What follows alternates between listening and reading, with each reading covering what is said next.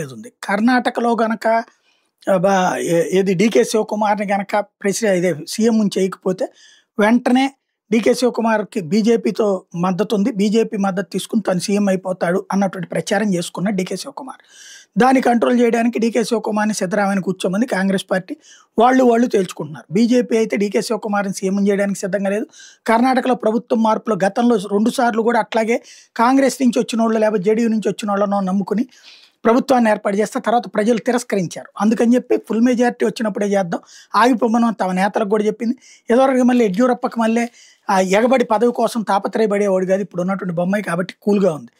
అయితే ఈలోపు నిశ్శబ్దంగా మరొకటి జరుగుతుంది. ఐఎన్డీఏ భాగస్వామి పక్షమైనటువంటి జార్ఖండ్ ముక్తి మోర్చా జేఎంఎం అక్కడ అధికారంలో ఉంటే కాంగ్రెస్ పార్టీతో కలిసి పోటీ చేసి గెలిచింది కిందసారి.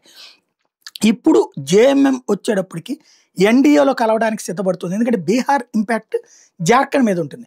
బీహార్లోని కొన్ని ప్రాంతాలు జార్ఖండ్కి బోర్డర్గా ఉన్నటువంటి ప్రాంతాలు జేఎంఎం పోటీ చేసి దారుణంగా ఓడిపోయింది మొన్న. అంటే తన పట్టు కోల్పోతుందన్న విషయం అర్థమైంది జేఎంఎం.